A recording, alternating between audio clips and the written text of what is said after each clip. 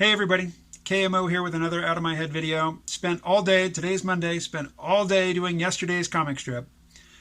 The idea that the comic strip comes out on Sunday is kind of a bad joke at this point. It was the truth for the better part of a year, but in recent months I have been, I wrote it yesterday, but I didn't start drawing until this morning. Spent all day working on it. It's not posted yet because when I've stared at something for so long, I could be staring at typos that I can't see anymore. I could be staring at things that don't make sense visually to, somebody with a fresh pair of eyes. So I've sent it off to somebody else to look at, stepping away from it for a while. But it will be up later tonight or early tomorrow morning at the latest. It'll be strip number 78.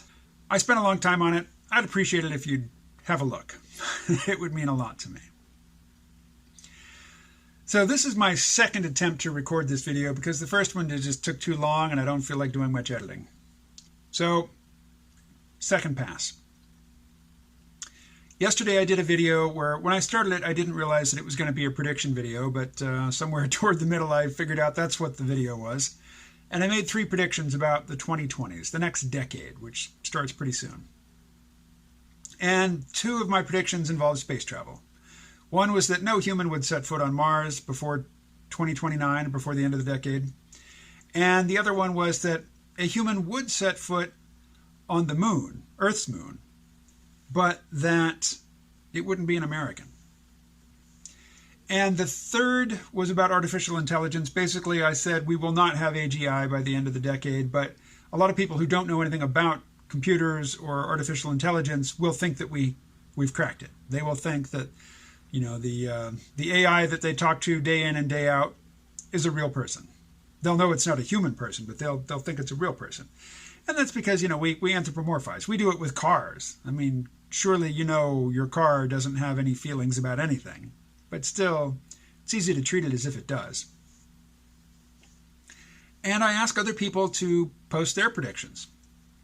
And, space travel and AI are 2 things I like to think about. So those are the things that those are the areas in which I made predictions. Other people made predictions in different areas, which demonstrated, they have different interests, which is great. Somebody made predictions which seemed like kind of a wish fulfillment fantasy. Not only was it specific to a particular topic, but also they predicted that things would shake out in exactly the way they want them to, which is kind of a red flag. I mean, if somebody else, it's great to spin, wish fulfillment fantasies. It's a fun thing to do. I do it all the time. But if somebody else is articulating a wish fulfillment fantasy which pushes all your buttons, like, wow, that's exactly how I want things to change. It's exactly how I want the world to work out.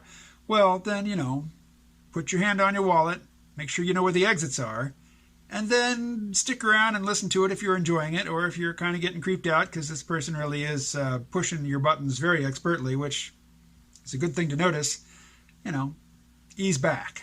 Slowly make your way toward the exit. So in addition to comments on yesterday's video, I've also been responding to somebody who's commenting on a video that's a couple of years old now. I was in a room with a bunch of peak oil guys, John Michael Greer, James Howard Kunstler, Dmitry Orlov, and Chris Martenson.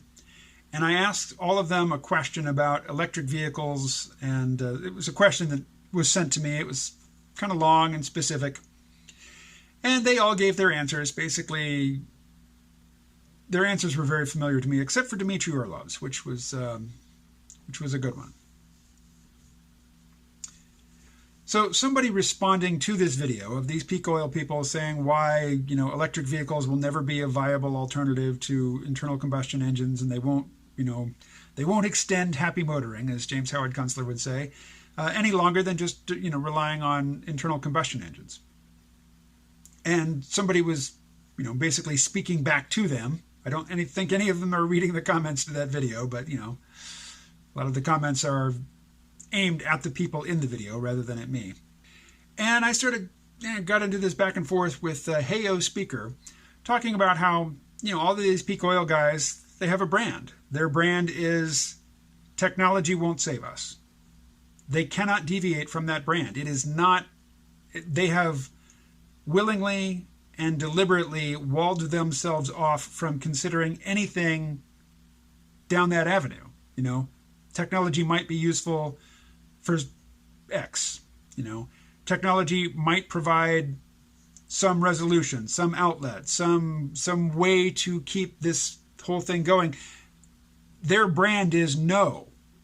It is irresponsible and unrealistic to think that technology is going to solve the problems created by technology. And I said, there's a kernel of wisdom in that. And this isn't my saying, so don't praise me for the wisdom of it and don't blame me for the sort of cheesiness of it. But often the opposite of a profound truth is another profound truth. But if you have established your audience, established your income, established your credibility as somebody who says technology isn't good for anything, it's only a problem, we really need to relinquish it, that's your position. And you have willingly painted yourself into a corner where there is one topic, at least one topic, on which you are not allowed to have a nuanced opinion. I prefer to have a nuanced opinion, but I also like to make media. And if you're making media, having a nuanced position is not optimal. Better to just figure out what your audience wants to hear and become an expert at saying that. You will get a following. So, Heyo Speaker is writing about how he or she has been on the lookout for what they call one-sided thinking, which you find in the media all over the place. Because I've been drawing all day, I've also been listening to NPR a good part of the day. Heard a whole lot of one-sided thinking. So Heyo Speaker writes, and this isn't the whole message, but this is the bit I want to share with you. If your goal is to maximize your own knowledge and explore all possible solutions, one-sided thinking is not helpful. There is just a time and resource cost to investigating claims and analysis that you are not already familiar with. Perhaps we haven't been educated properly on critical thinking, or perhaps the time-resource cost of research is too high for the average person. Like, I don't personally spend much time researching topics I'm not interested in, so therefore some of my positions are likely underinformed and one-sided. The best I can do is try to respect opposing perspectives and be open to their arguments so that perhaps collectively we will move toward the best solution. So I know that regularly in these videos I talk about the future. I talk about civilization, I talk about society, I talk about thinking and the stories that, we gravitate to, sometimes without much rational justification, but, the rational part of our brain is not the core. It is not fundamental to who we are. It's a latecomer. It's a late addition.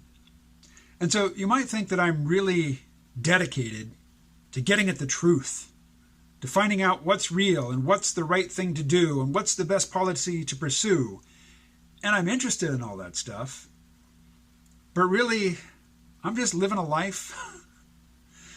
And I don't have a lot of material resources. But I do have access to the internet.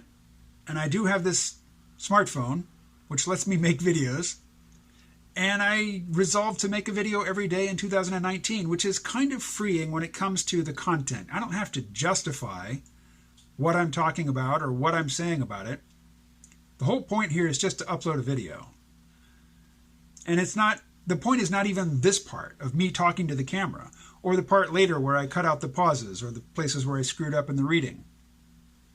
The point is in the upload.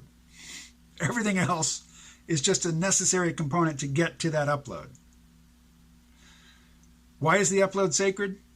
Simply because it's my New Year's resolution for 2019. And I found that, the New Year's resolution, some people don't like it. To me, it's an opportunity. I find that I can resolve to, I can make a resolution at the first of the year, and I have better results following through with that than I do it just, random sort of, demands that I make on myself, that I be more productive, or that I be more organized, or that I be more whatever, diligent. So while I, talk about geopolitics and technology and biology, and, the vastness of the universe, I'm just looking to get to the end of the day here and leave a little evidence that I've done something, something with some, focus and commitment attached to it. So, yeah, I research topics that interest me. I give short shrift to ones that don't. I understand that attempting to impeach the president, particularly on really shaky, sketchy charges, is going to have long-term implications and long-term downstream consequences for electoral democracy in the United States. It's a big deal, but I don't care about it. I don't want to hear about it. When I was going to say turn on the radio, but when I ask for the headline news and the first thing I get served up is the impeachment stuff, I say next. I don't care. I do not care about that stuff. And yet I realize it's important. It's not necessarily right or noble or just, but it will have consequences, and therefore it is important. And if I'm going to think coherently about the future, I need to take into account stuff that it's not fun to think about. But my primary point here is not to think coherently about the future and make accurate predictions. My point here is to have a life that I can look back on with, fewer regrets than as if I just, didn't do anything. Didn't make any videos, didn't write or draw any comic strips, didn't make any podcasts. If I just got through the day via the easiest way possible and left nothing, no evidence of focused effort behind, I would have regrets. So really, the whole point of these videos is not to save the world. It is not to find enlightenment or, the ultimate psychological, mental, cognitive razor for slicing up the world and, getting to the essence of it. I'm just trying to get to the end of the day and the end of my life without any unnecessary regrets. And I know I've missed the boat on numerous occasions, but a new boat leaves the dock every day. And every day I'm going to try to catch it. All right, well, that got more abstract and navel-gazy there at the end than I had anticipated, but so it goes. I'll try again tomorrow.